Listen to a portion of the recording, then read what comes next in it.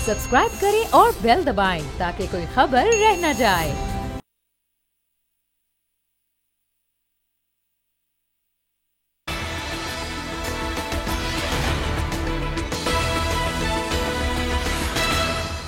बिस्मिल्लाहिर्रहमानिर्रहीम, अस्सलाम वालेकुम नाजरीन। प्रोग्राम अब बात होगी में मैं हूँ आपकी मेज़बान आमना खटाना। हस्बे मामूल इस प्रोग्राम में मेरा हिस्सा देंगे, साथ देंगे नज़ीर लगारी साहब, आमिर ज़िया साहब, सीनियर तज्ज़ियाकार हैं आप, और साथ ही साथ नाजरीन जो अहम मामलात हैं जो हम देख रहे हैं वो ये कि इस वक्त दुबई मरकज़ बना हुआ है सियासत का, जहाँ पर मुलाकातें हो रही हैं अहम। अब ज़रदारी साहब भी दुबई में हैं, बिलावल भुट्टो ज़रदारी के बारे में भी खबरें ऐसी आ रही हैं कि वो भी दुबई में है, लेकिन अभी तक कुछ नाम हमारे सामने नहीं आ रहे कि कब तक तारीख आएगी इंतखाबात की। इस पर भी कुछ अभी तक हतमी फैसला नहीं हो सका, लेकिन मार्केट में बहुत सारी खबरें मौजूद हैं इस हवाले से, क्योंकि ऑब्वियसली जब इतनी अनसर्टनिटी हो तो फिर वहाँ पर बहुत सारी खबरें भी गर्दिश करती रहती हैं। जैसा कि ये कहा जा रहा है कि शायद ये जो निगरान सेटअप है इसमें तवालत भी ये इख्तियार कर सकता है, और फिर ये खबर भी सामने आ रही है कि जी इसहाक डार साहब का नाम ज़ेरे बहस है निगरान वज़ीर आज़म के लिए। अब इन खबरों में कितने हक़ाइक़ हैं और इस पर जो हमारे सियासतदान हैं वो कितने इक्तफ़ा करेंगे तो आगे जाके मालूम होगा।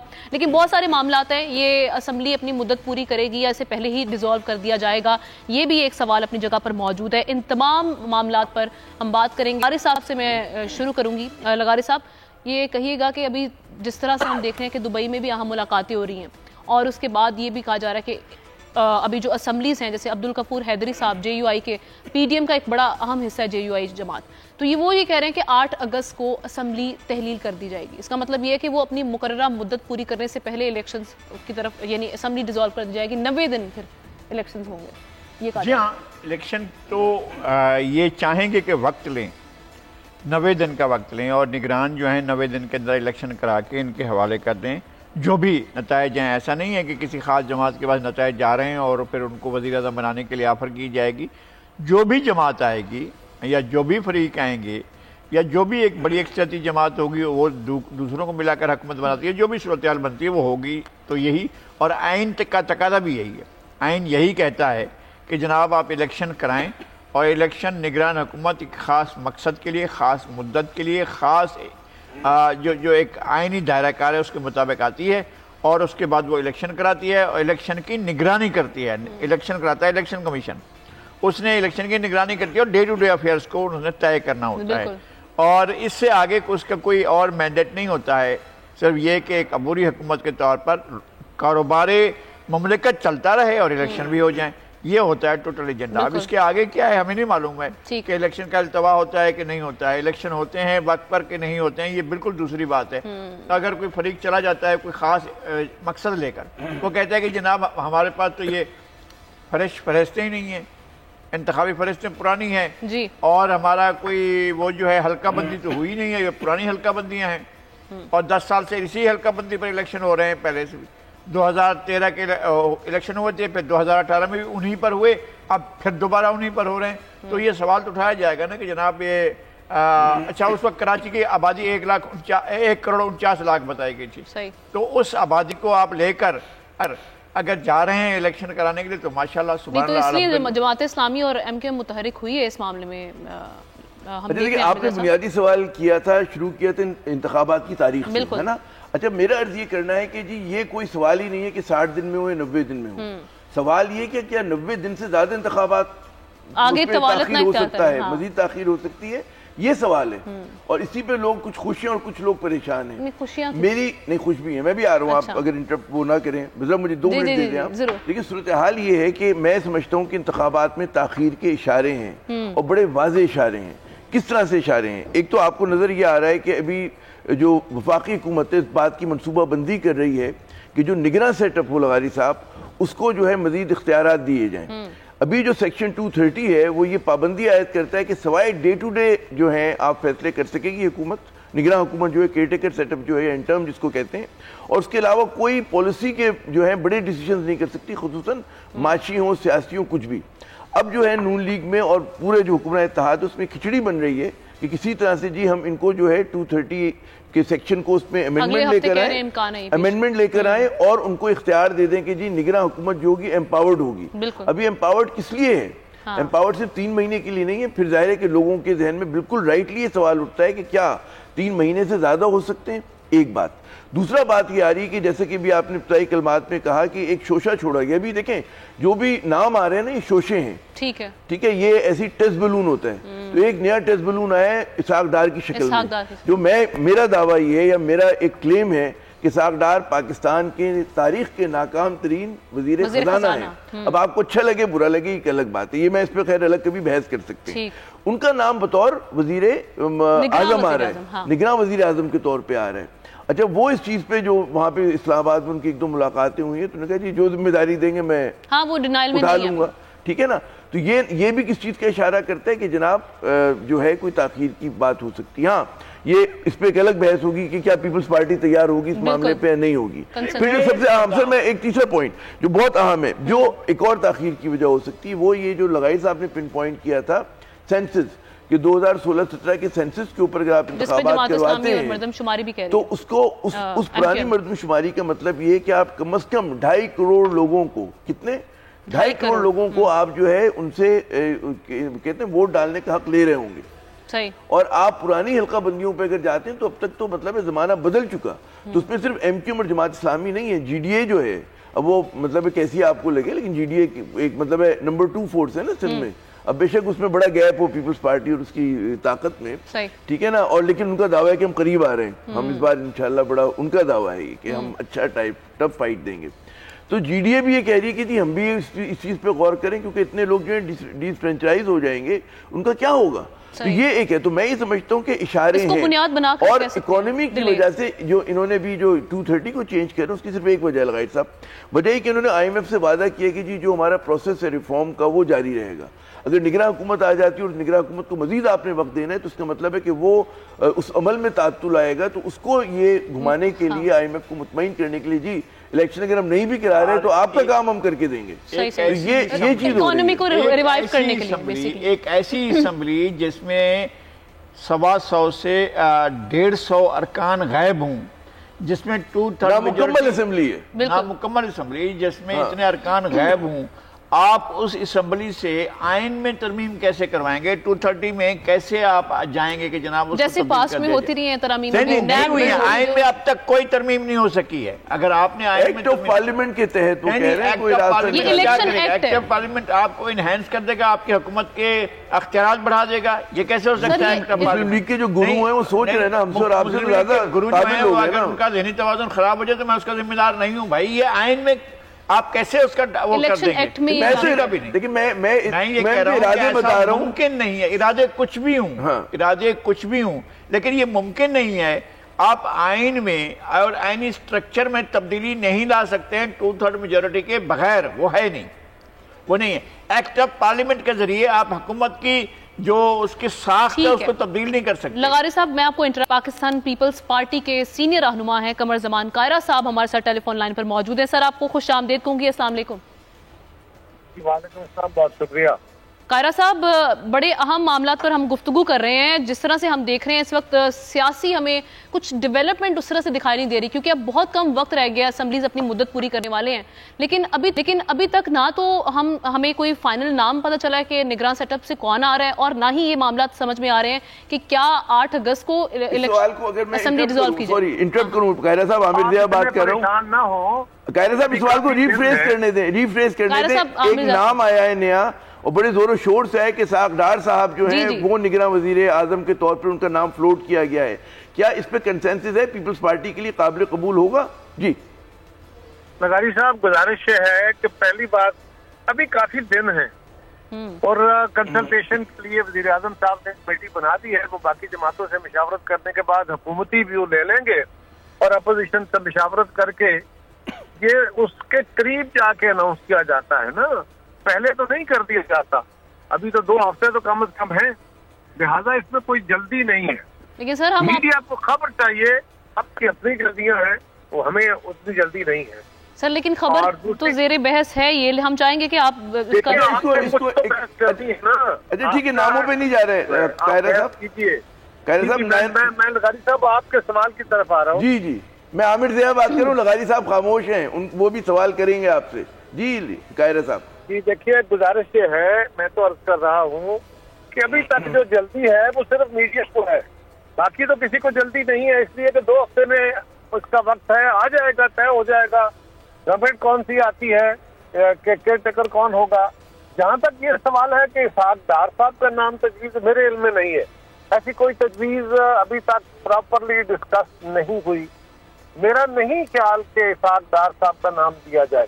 ویسے اسحاق ڈار صاحب بڑا معتبر نام ہے، بڑے تجربہ کار ہیں، بڑا ان کا سیاسی فہم ہے اور اکانومی کو بھی جانتے ہیں، ملک کے مسائل کو بڑی بھرپور طریقے سے ان کی نظر ہے، لیکن وہ مسلم لیگ کے صف اول کے لیڈر ہیں، لہذا ان کے اوپر اتفاق کر لینا اور باقی جماعتیں، میرا نہیں خیال یہ پر کی قسم کی اسٹوری لگتی ہے۔ اور سر یہ جو اسمبلی ہیں ان کے بارے میں بتا دیں کہ یہ خود ڈیزالو آپ لوگ وقت مقررہ وقت پر ہوں گی یا پھر پہلے کر دی جائیں گی، 60 دن میں الیکشنز یا 90 دن؟ اصل میں ہم نے بھی یہ طے کر لیا ہے کہ جس طرح میڈیا نے ہمیں پریشان کر رکھا ہے نا ایسے مفت میں اسٹوریاں چلا چلا کے، ہم نے بھی آپ کو اسی طرح رکھا ہے کہ آپ بھی اسپیکولیٹ کرتے رہیں اور آخری وقت میں پتہ سر ہم اچھا اس سے پہلے کہ لغاری صاحب نہیں پوائنٹ نوٹڈ، اس سے پہلے کہ لغاری صاحب سوال کریں، ایک سوال میرا ہے، ایک اور چیز بڑی گردش میں ہے کہ جی سیکشن 230 میں جو ہے ترمیم ہوگی اور اس کے ذریعے جو ہے مزید امپاور کیا جائے گا آنے والی نگراں حکومت کو، کیا ایسا کوئی کنسیڈریشن ہے واقعی؟ کس میں ترمیم ہوگی؟ سیکشن 230 میں کہ جو نگراں حکومت کو بار کرتا ہے، پابندی عائد کرتا ہے کہ جی صرف ڈے ٹو ڈے آپ چیزیں چلائیں، اب یہ بات ہو رہی ہے کہ جی اس کو مزید امپاور کر دیا جائے۔ جی آرٹیکل 220 آف کانسٹیٹیوشن، 230 جی article 230 of the constitution of Pakistan, جناب اس میں تو 2/3 میجورٹی کے بغیر فل اسٹاپ کاما نہیں بدل سکتا جناب۔ اچھا لغائی صاحب جی میں وہی عرض کر رہا تھا کیرا صاحب، لیکن بہرحال کوئی کنسنسس آپ لوگوں کے ہاں ڈیولپ ہوگا یا بعد میں ہم یہ سنیں گے کہ جناب پاکستان پیپلز پارٹی اور پاکستان مسلم لیگ جو ہے الگ الگ کینڈیڈیٹس کے ساتھ میدان میں ہے اور ان کا آپس میں کنسنسس نہیں ہوا، تو اب آپ کیا بتا سکیں گے کنسنسس کی طرف بڑھ رہے ہیں یا کنسنسس ہو پایا ہے یا نہیں ہو پایا؟ ابھی تو لغاری صاحب پرائم منسٹر صاحب نے پرسوں کمیٹی اپنی جماعت کی بنائی ہے، ہماری قیادت ملک سے باہر ہے، وہ بھی اپنی کوئی کمیٹی بناتے ہیں یا خود مشاورت کرتے ہیں، باقی جماعتوں سے مشاورت کے بعد اگلے 2-4-5 دن میں کوئی ناموں پہ جو اتفاق ہوگا، پھر وہ 2-3 نام جو ہیں وہ لیڈر آف دا اپوزیشن سے ڈسکس ہوں گے۔ میرا خیال ہے اگلے ہفتے میں ہو جائے گا، بھی بہت دن ہے، بہت جلد بحث شروع کر دی گئی ہے۔ اچھا بہت دن ہے، بالکل درست فرما رہے ہیں آپ۔ اچھا یہ تو آپ ہمیں انڈیکیٹ کر سکتے ہیں کیونکہ 2 رائے ہیں، ایک تو یہ کہ جی بالکل غیر جانبدار لوگ آئیں، پھر ایک دوسرا آ رہا ہے کہ نہیں اس میں جو سیاسی رہنما ہیں ایگزسٹنگ پولیٹیکل پارٹیز کے وہ آئیں۔ آپ کے خیال میں کیا چیز زیادہ مناسب ہے انتخابات کو کہتے ہیں غیر متنازع بنانے کے لیے؟ کس قسم کے نگراں سیٹ اپ ہونا چاہیے اصولی طور پہ؟ دیکھیے پہلی گزارش تو یہ ہے کہ جس طرح کے نگران سیٹ اپ ہمارے ہاں آتے ہیں، اس سے بہتر ہے کہ وہی حکومت چلے، الیکشن کمیشن کو امپاور کریں اور جو سٹنگ گورنمنٹ ہوتی ہے اس کے پاس اختیارات انتظامی رہے تھوڑے بہت، لیکن باقی اختیار الیکشن کمیشن کو ٹرانسفر ہوں تو زیادہ بہتر رہے گا۔ جہاں تک ابھی کیونکہ آئینی تقاضا ہے، اس لیے میری دانش میں میری جماعت کی یہ رائے نہیں ہے، میری رائے ذاتی طور پہ ہے اور میں اس بات کا بہت دنوں سے میں پرچارک ہوں اور میرا کنسیڈرڈ اوپینین ہے کہ یہ پاکستان کے اہم ترین سیاسی دفاتر ہیں، سیاسی آفسز پولیٹیکل، وزیر اعظم ہو، وزیر اعلیٰ ہو، وزراء ہوں، یہ پاکستان کے منتخب لوگوں کے دفاتر ہیں۔ اس سے غیر منتخب لوگوں کا، اور وہ بندہ جو زندگی میں کبھی یونین کونسل کا الیکشن نہیں لڑا، آپ اس کو پاکستان کے سب سے بڑے سیاسی منصب پہ فائز کر دیں، بھلے 4 مہینے کے لیے کریں، یہ اس منصب کی بھی توہین ہے، اس کے ساتھ بھی زیادتی ہے اور ہم اس کے قد کو چھوٹا کرتے ہیں۔ دوسری گزارش یہ ہے کہ جس طرح مجھے یا لغاری صاحب کو آپ سپریم کورٹ کا جج بنا دیں تو میں اور لغاری صاحب کتنے اچھے فیصلے کر لیں گے، تجزیہ لغاری صاحب بہت اعلیٰ کریں گے، لیکن فیصلہ کرتے ہوئے، لکھتے ہوئے جس بندے کا تجربہ وہی کر سکتا ہے۔ آپ کسی بندے کو کوئی میجر جنرل یا لیفٹیننٹ جنرل لگا دیں، عام بڑے پڑھے لکھے اعلیٰ کسی یونیورسٹی کے پروفیسر کو، تو وہ کیا کر لے گا؟ اس کو وہ متعلقہ تجربہ نہیں ہوگا۔ اسی طرح یہ جو سیاسی کام ہے یہ خالصتاً کچھ ایک مخصوص لوگوں کا ہے، یہ عام آدمی کو نہیں اس کی سمجھ کہ یہ سیاسی فیصلے کس طرح کرنے ہیں، انتظامی فیصلے کچھ اور ہوتے ہیں۔ لہذا یہ آفیسز سیاسی آفیسز کا کام ہے، या सियासी लोग होने चाहिए। रही बात इत्तेफाक राय की, तो आप मुझे कोई नाम तो बता दीजिए कि पाकिस्तान के कोई जज साहब ऐसे हो जिन पर इत्तेफाक राय हो, या हो सकता हो कोई जज साहब के अलावा जनरल साहब हो, कोई ब्यूरोक्रेट हो, कोई साफी हो। 2-3 जज साहबान बने हैं, मीर हजार खान खोसो बने, फिर भी 2-3 चीफ जस्टिस जो हैं वो बने हैं, वजीर आज़म भी बने। मैं कह रहा हूँ कि माजी में हुआ, ऐसा हुआ, मैं कह रहा हूँ आइंदा नहीं होना चाहिए। ये माजी में हुआ तो मुनासिब नहीं हुआ, लेकिन ये ऑफिस ये बंद क्यों हो रहा है कि क्यों सिर्फ इंतजामी होतों पर रिटायर्ड जज साहबान या जनरल साहब या कोई ब्यूरोक्रेट लगेगा? ये ऑफिस ही सियासी है। अगर इस पे आप एक ऐसे बंदे को बिठाते हैं जिसका नाम तजर्बा है, ना कभी जिंदगी में इलेक्शन लड़ा है, ना आइंदा लड़ने का इम्कान है, तो वो क्या उसको देखो तौकीर होगी। फिर तो ये केयरटेकर का हमें खत्म ही कर देना चाहिए। मेरे ख्याल में जब आप लोग अगली बार असेंबली आए वो तो केयरटेकर का मसला ही खत्म कर दे और इलेक्शन कमीशन को एम्पावर करे, जैसे भारत में है, बांग्लादेश में। जी मैंने तो आपको कहा है जी कि जब उस वक्त आए तो बिल्कुल ये कर देना चाहिए, लेकिन अभी तो नहीं हो सकता ना। अभी तो आईनी तकाजा है, आपने करना है। ठीक है, एक और मामला है मर्दमशुमारी वाला, जिसपे एमकेएम और जमात इस्लामी नाराज दिखाई दे रही है। सर, इस पे आपका टेक जानना चाहेंगे कि इंतखाबात जो है पुरानी उस पर होने चाहिए, सेंसस पर होने, नए पर होने। इस सिलसिले में देखिए जी, गुजारिश ये है कि मर्दमशुमारी के इशू पे एमकेएम के तहफ़्फ़ुज़ात भी हैं, जमात इस्लामी के भी हैं, मेरी जमात के भी सिंध के तहफ़्फ़ुज़ात हैं इसमें। और ये अप्रैल में फाइनल होनी थी, फिर इसकी एक्सटेंशन होती रही ताकि इस पर इत्तेफाक राय हो सके, लेकिन अभी तक इस पर इत्तेफाक राय या सूबे इससे मुत्तफिक नहीं है। दूसरी तरफ वो जमातें जो इस पर मोतरज़ हैं वही सबसे बड़ा सवाल उठा रही है। यानी जमाते एमकेएम जो है वही कह रही है कि नई मर्दमशुमारी के तहत इंतखाब हो, और वही कह रही है कि मर्दमशुमारी दुरुस्त नहीं है। लिहाजा इस मर्दमशुमारी को दुरुस्त करने का तरीका क्या होगा? उसको पहले तो उसके रास्ते की बहुत सारी दीवारें हैं, उनका मुतालबा बिल्कुल मोहतरम है, उनका भी एहतराम है, बाकी जमातों का भी एहतराम है, लेकिन देखना यह है कि मर्दमशुमारी नोटिफाई हो जाए, सीसीआई से पास हो जाए, तमाम तरीक़ैन इसको मान लें कि नोटिफाई हो जाए, तब भी उसके बाद आपको 4 महीने चाहिए नई हल्का बंदियों के लिए। नई हल्का बंदियों के बाद फिर इलेक्शन डिले हो जाएगा। उसके लिए अभी तक तो पहली रुकावट यह है कि वो नोटिफाई नहीं हुई, उसके ऊपर इत्तेफाक राय नहीं है। लिहाजा आप किसी गैर मुअय्यना मुद्दत के लिए इंतखाब का जो अमल है इसको डिले कर दे।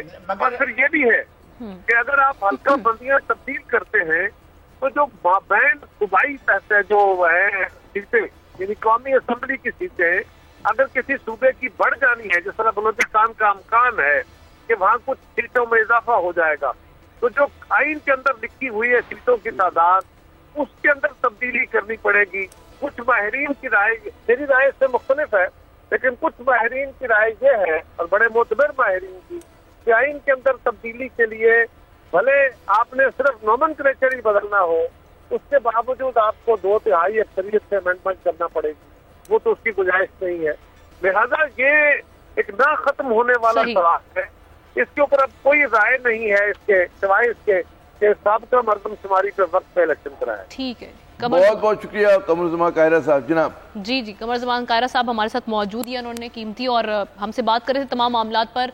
बहरहाल उन्होंने कहा कि अभी वक्त बहुत ज़्यादा है, ऐसा जल्दी नहीं है कि आप निगरान सेटअप के हवाले से नाम सामने आ जाए। जी अभी हम एक ब्रेक की जानिब बढ़ते हैं नाज़रीन, ब्रेक के बाद आएंगे तो फिर उस पर मज़ीद मामलात पर बात करेंगे। Stay with us.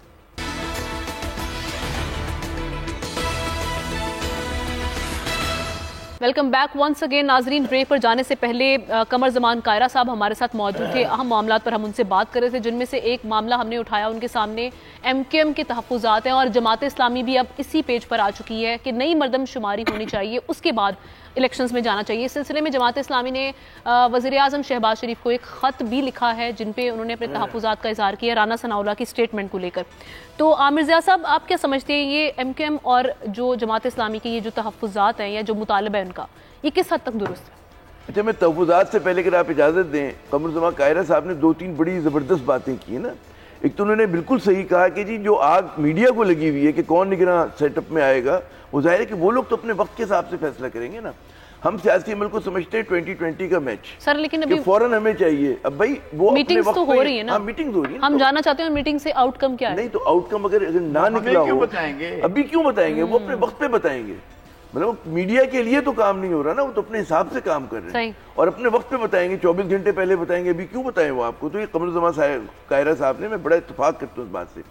پھر انہوں نے آپ کے سوال کا جواب دے دیا ہے جو آپ اس سے کر رہی ہیں نا، سینسس کے حوالے سے. اگر سینسس کا بقول آپ کے جو بھی وقفے میں کہہ رہی تھی کہ بکرا کھول دیتے ہیں یا کھول دیتے ہیں، کٹا کھول دیتے ہیں نا، کٹا اگر آپ کھول دیتے ہیں سینسس کا، اس کے نتیجے میں کیا ہوگا کہ انتخابات ڈیلے ہو جائیں گے. اور ظاہر اچھا کیا یہ چیز جو ہے ڈیلے کرنا، اب ایم کیو ایم کل دعویٰ کر رہی تھی ان کے لوگ کہ جی یہ کام پاسبل ہے ود ان 3 months، لیکن 3 مہینے میں پاسبل نہیں ہے. پھر ایم کیو ایم کے ساتھ یہ مسئلہ بھی ہے کہ ایک طرف وہ جو ہے اس سینسس کے نتائج کو ان کے تحفظات ہیں، صحیح ٹھیک ہے، اگر وہ جلدی میں ان کہتے ہیں نا کہ مان لیں اس بات کو، تب بھی وہ نقصان میں ہے. اور اگر کہتے ہیں کہ پرانے سینسس کے مطابق انتخابات ہوتے تب بھی نقصان میں. تو ایم کیو ایم کو اپنی پوری پالیسی ریویو کرنی چاہیے. آخری بس 2 باتیں کہ صرف جماعت اسلامی اور ایم کیو ایم نہیں، جی ڈی اے جو سندھ کی دوسری بڑی جماعت ہے، رولر سندھ کی ماشاءاللہ، ٹھیک ہے نا، گرینڈ ڈیموکریٹک الائنس میں 4-5 جماعتیں ہیں، لغائی صاحب کی فیوریٹ ترین جماعتیں ہیں اور ایک اے ہے. اور وہ بھی کہہ رہی ہے کہ جناب 2.5 کروڑ لوگ جو ہیں وہ لوگ مطلب ہے ان کو ووٹ ڈالنے کا حق نہیں ملے گا. لغائی صاحب اب باقی آپ کی مرضی ہے، جو مرضی کریں آپ. نہیں، میں کہتا ہوں کہ سینسس کی جہاں تک بات ہے، ایم کیو ایم نے اپنا ایک میدان چھوڑا. الیکشن ہونے جا رہے تھے نا، بلدیاتی الیکشن ہو رہے تھے. بلدیاتی الیکشن میں ایم کیو ایم کا کوئی حصہ نہیں ہے. یہ غیر سیاسی فیصلہ تھا، یہ نقصان دہ فیصلہ تھا. بالکل اسی طرح کے فیصلے جماعت اسلامی پہلے کر چکی ہے. جماعت اسلامی میں آپ بتائیں، چلیں ہم ایک طرف کر لیتے ہیں، بہت احترام ہے حافظ نعیم الرحمان کا، اور بہت ایک لیڈر ہیں، لگتا ہے کراچی میں اگر کوئی لیڈر ہیں تو ان میں سے حافظ نعیم الرحمان ہے. لیکن حافظ نعیم الرحمان کے بعد پرانی لیڈرشپ تو ہے. محمد حسین مہنتی کا نام لے سکتے ہیں آپ جو ہے وہ اسد اللہ بھٹو صاحب کا نام لے سکتے ہیں. آپ افغانی صاحب فوت ہو گئے، اب آپ کس کا نام لیں گے کہ جناب یہ ہمارے پاس امیدوار ہیں؟ آپ نے تو الیکشن میں لوگوں کو آنے نہیں دیا، آپ بائیکاٹ کے عمل میں رہے ہیں. آپ اب تک کسی اسمبلی میں 2002 کے بعد کس اسمبلی کا آپ حصہ رہے ہیں؟ 2008 میں آپ نے بائیکاٹ کیا، 2013 میں آپ نے بائیکاٹ کر دیا، 2018 میں آپ نے کوئی سیٹ نہیں لی ہے. آپ آئے نہیں ہیں الیکشن پروسیس میں. اس کا کیا فائدہ ہوا؟ اس چیز کا کیا فائدہ اگر آپ بائیکاٹ کرتے ہیں؟ یہی ایم کیو ایم نے کیا، بائیکاٹ کیا. بھائی آپ کو کیا فائدہ ہوا؟ کتنی نفل کا آپ کو ثواب ملا ہے؟ آپ اپنے لوگوں کی نمائندگی، جتنے بھی آپ کے ووٹر تھے ان کی نمائندگی کا حق آپ نے خود ہی ضائع کر دیا نا. اگر یہ ہوتے تو پیپلز پارٹی، پی ٹی آئی، جماعت اسلامی کو جو سیٹیں گئی ہیں ان میں سے کوئی سیٹیں وہاں سے، کوئی سیٹیں وہاں سے، کوئی سیٹیں ان سے تھے، وہاں سے وہ لوگ جیت جاتے. جو ڈپریس ہو کر آپ کا ووٹر چلا گیا، گھر میں جا کر بیٹھ گیا، اس نے کہا میں ووٹ ہی نہیں کرتا، میرا تو امیدوار ہی نہیں ہے، بالکل، تو انہوں نے اپنے ووٹ ضائع کیا. اب بھی اگر اس پروسیس میں جاتے ہیں، ان کو تو پچھلی جو سینسس ہوئی تھی اس پر اعتبار نہیں تھا، انہوں نے کہا غلط ہے. اور ہم بھی کہتے ہیں یار بائیک آؤٹ نہیں کریں گے. یہ لوگ ابھی اپنے تحفظات کے اظہار کر رہے ہیں، چاہ رہے ہیں کہ سینسس کے، یہ آپ کی خواہش ہے یا آپ چاہتے ہیں یا آپ کے دل کی بات ہے؟ میرے دل کی بات ہے کہ نہ کریں بائیکاٹ. آپ کے دل کی بات بھی یہ ہو سکتی ہے کہ بائیکاٹ نہ کریں، لیکن بائیکاٹ کرنا ہی کرنا ہے. یہ کر لیں گے بائیکاٹ اور اس لیے اپنی اسپیس ضائع کریں گے. یہ اسپیس ضائع کرنے والی بات ہے. آپ کے پاس اگر مجھے بڑا اس پہ ڈاؤٹ ہے کہ متحدہ قومی موومنٹ جو ہے جس نے لوکل باڈیز کے جیسے بھی بوائک آؤٹ کیا تو اس کا نقصان ہوا. تو جنرل الیکشنز کا نہیں کریں گے، وہ ہر قیمت پہ الیکشنز میں جائیں گے. یہ میری رائے ہے، یہ آپ کی رائے ہے، انالیسز ہے میرا. یہ اگر انہوں نے پرانی روش کو برقرار رکھنا ہے تو پھر یہ بائیکاٹ کی طرف جائیں گے، اس لیے کہ وہ بات یہ وہی کہہ رہے ہیں کہ جناب ہمارے لیے یہ ان سینسس پر. اچھا چلیں، اب یہ مانتے ہیں جو ابھی سینسس ہوئے ہیں ان کو مانیں گے؟ ان کو تو پہلے ہی اس کے اوپر اعتراض ہے. اچھا پچھلے سینسس پر بھی ان کو اعتراض تھا، ہمیں بھی اعتراض تھا، اور موجودہ سینسس ہوئی ہے ہم اس پر بھی ریزرویشن ہے. لیکن ہر بار اعتراض کیوں اٹھائے ہوتے ہیں؟ کس پر؟ ہر بار جو آپ بول رہے ہیں کہ ان کو پہلے بھی اعتراض تھا. نہیں، پہلے اعتراض جائز تھا نا. کراچی کی آبادی اگر کوئی شخص بھی کہے کہ 2017 میں 1,49,00,000 تھی تو کون مانے گا اس بات کو؟ کون مانے گا اس بات کو؟ تو پھر یہ ایک سوال ہے نا کہ بھئی لاہور کی آبادی جس تناسب سے بڑی ہے، پنڈی کی بڑی ہے، بڑی ہوگی، ہمیں اس کا نہیں. آپ کراچی میں بھی تو زیادہ مائگریشن ہوتی ہے نا، کراچی میں بھی آبادی بڑھ رہی ہوگی. اچھا لیکن ایک اور بات قاہرہ صاحب نے، کراچی کے مسائل اور بھی ہیں. کراچی کے مسائل اور بھی ہیں. کراچی سے کیپٹل کو بھگایا گیا ہے, آپ خواب آپ کے سامنے ہے. چلیں اس بات پر بات کرتے ہیں. کون تھے یہ لوگ جو بیٹھ کر فون کر کے لوگوں کو کہتے چلاؤ بھتہ دو, اور لوگ جو ہیں کیپٹل لے کر چلے گئے, پیسے لے کر چلے گئے, یہاں سے ملک کو چھوڑ دیا انہوں نے. چلیں کہ آپ کو نیا ماشاءاللہ شہر بن گیا, اتنا خوبصورت شہر بنا اسلام آباد, اچھا ہوا, مطلب چلے چلا گیا اب کیپٹل نا. لیکن قاہرہ صاحب نے جو بڑی مزے کی بات کی, ایک اگر آپ میں آؤں کہتے تاریخ کی جگہ آج کے حال پر آ جائیں, اور جو میرے خیال میں فیوچر کی وہ ایک انہوں نے اس کی بھی بات کی کہ کیا نگراں سیٹ اپ ہونا چاہیے جمہوریت میں, نہیں ہونا چاہیے. ہم دیکھتے ہیں ہمارے جو مطلب ہے کہ پاس پڑوس میں نگراں سیٹ اپ نہیں ہوتا, ہر حکومت جو ہے وہ خود ہی الیکشن کراتی ہے, اور الیکشن کمیشن اتنا امپاورڈ ہوتا ہے کہ وہ منصفانہ الیکشن کرا رہا ہو. آپ نے بھارت کا بھی ذکر کیا تھا اس طرح, ہے نا, بھارت بھی تو جو قاہرہ صاحب نے میرے خیال میں یہ اچھی بات کی, ظاہر ابھی تو اسی کے حساب سے ہوگا, انہوں نے یہ بھی کہا کہ جناب سیاسی لوگوں کو ہونا چاہیے نگراں سیٹ اپ میں. اب یہ بات قابل بحث ہے. اس پہ تو پھر وہ نیوٹرلٹی پہ انتخابات کے فیئر ہونے پہ وہ نشان لگ سکتے ہیں. الیکشن کیسے انڈیا میں کیسے فیئر ہوتے ہیں, بنگلہ دیش میں کیسے فیئر ہوتے ہیں, سری لنکا میں کیسے فیئر ہوتے ہیں, وہی حکومت بیٹھی ہوتی ہے نا. کانگریس بیٹھی ہوئی تھی, وزیر اعظم منموہن سنگھ 10 سال تک وزیر اعظم رہا, پھر بھی ہار گیا. لیکن یہ بات ہے نا کہ وہی والی بات آتی ہے, پھر اداروں پہ سوال اٹھنا شروع ہو جاتے ہیں کہ الیکشن کمیشن آزاد نہیں ہے, یا یہی تو بات کریں, آپ آزاد کرائیں نا, الیکشن کمیشن آزاد ہو گئی تبھی کرائیں گے نا. اور یہی لوگ کہہ بھی رہے ہیں کہ الیکشن کمیشن کو امپاور کریں اور آزاد کریں. آزاد تو ماشاءاللہ وہ آج کل بھی ہے, کون کہتا ہے کہ نہیں ہے, جی کون کہتا ہے, نہیں لغاری صاحب کے علاوہ. تو میں یہ عرض کہہ رہا تھا کہ الیکشن کمیشن ماشاءاللہ ہمارا آزاد ہے, لیکن اس کو مزید امپاور ہونا چاہیے, تاکہ اگلی مرتبہ ہم دعا کرتے کہ وہ اسمبلی آئے ایسے ہمارے یہاں جو ہے پرو پیپل اقدامات کرے, ریفارمز کرے, اس کے اندر صرف یہ نہ ہو کہ نیب لا میں ترمیم کرے, یہ ترمیم بھی کرے کہ جناب آپ کو ضرورت نہیں ہے اس چیزوں کی, نگراں حکومت کی ضرورت نہیں ہے, آپ سیدھا الیکشن کمیشن کے تحت کرا رہے ہوں. جی بالکل صحیح بات ہے. لغاری صاحب ابھی جس طرح سے ہم بات کریں, کیونکہ یہ اس پروسیس میں بھی کئی سال لگ جائیں گے کہ امپاور کیا جائے الیکشن کمیشن کو, اور اس کے بعد نگراں سیٹ اپ کی ہمیں ضرورت نہ پڑے, جیسے قاہرہ صاحب بھی کہہ رہے تھے کہ اس میں بہت وقت لگے گا. لیکن یہ ابھی اگر پولیٹیکل فیس ہی سامنے آتے ہیں نگراں سیٹ اپ سے, تو آپ کنڈیم کریں گے اس کو, کیونکہ ٹیکنوکریٹک سیٹ اپ ہے وہ نیوٹرل. میں کیوں کنڈیم کروں گا بھائی, میں تو کمال ہے, میں تو میں نہیں چاہتا ہوں کہ آپ جج صاحبان اپنی ڈومین میں رہیں, جنرل صاحبان اپنی ڈومین میں رہیں, بیوروکریٹس اپنی ڈومین میں رہیں. ان کا کیا ہے کہ وہ جناب آ کر پولیٹیکل لوگ آ کر الیکشن کروائیں گے. یہ کیسے سکتا ہے کہ آپ کہیں کہ جناب جسٹس ناصر الملک کو دوبارہ وزیر اعظم بنا دیں, جسٹس میر ہزار کھوسو کو دوبارہ وزیر اعظم بنا دیں, یہ کیسے ہو سکتا ہے؟ اس پہ بات کرتے ہیں, میرے خیال ذرا سا بدلتے دعویہ لغائی صاحب, وہ یہ کہ اسحاق ڈار صاحب کا جو نام آیا کافی دلچسپ ہے.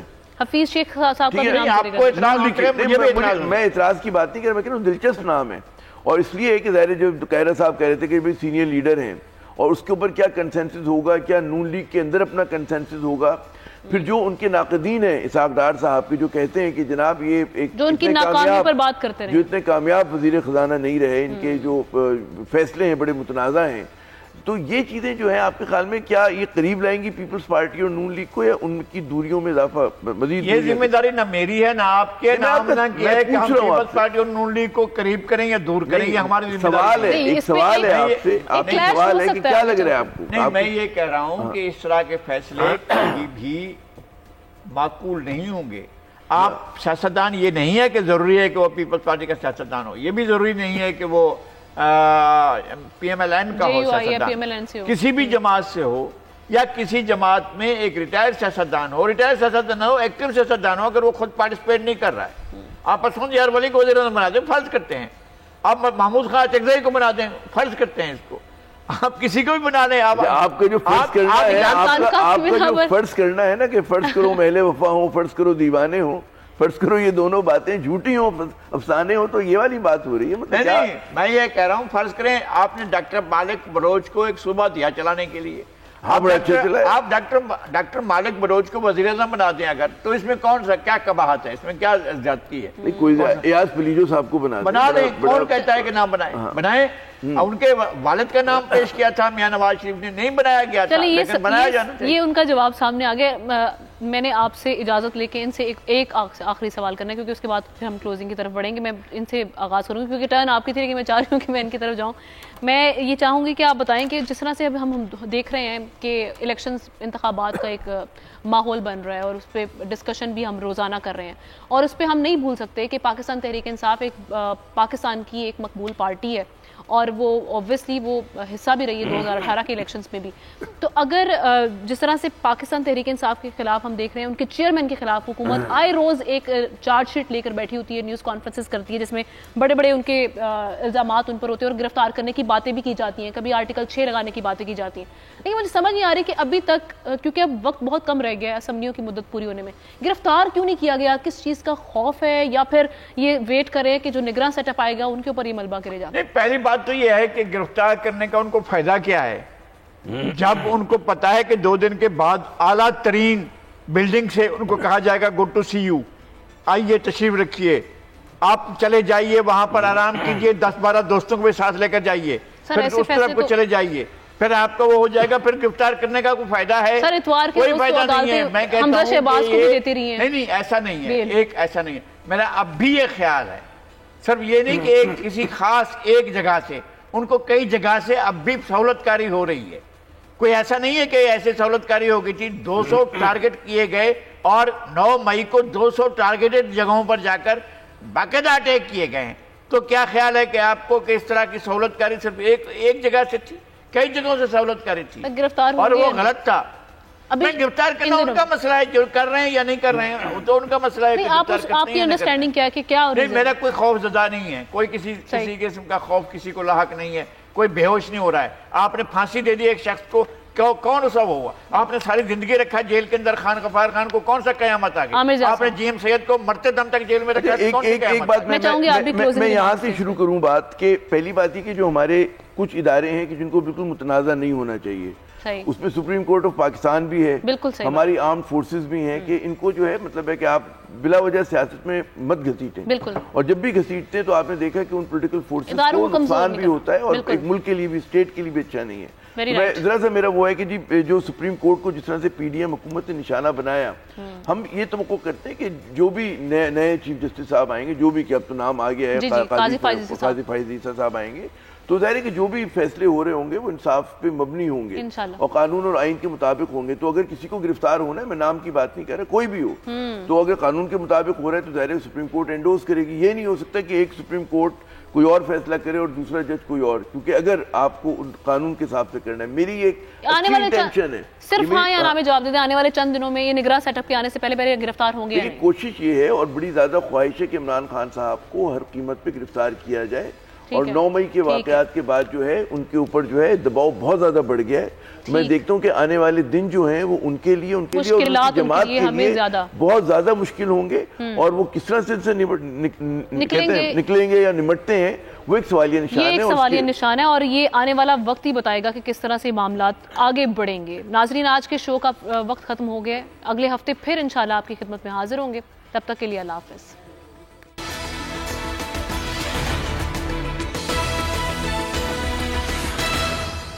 پاکستان کی آئی ٹی انڈسٹری جو ہے وہ پاکستان کی ایکسپورٹ میں ایڈیشنل اضافہ کر سکتی ہے اگلے 3 سالوں کے اندر, کیونکہ آئی ٹی اور باقی جو 3 سیکٹرز ہیں ان 3 سیکٹروں میں آئی ٹی میں فرق ہے. وہ یہ ہے کہ یہ شارٹ ٹرم میں آپ کو گین دے سکتی ہے جو پاکستان کی نیڈ ہے اس وقت.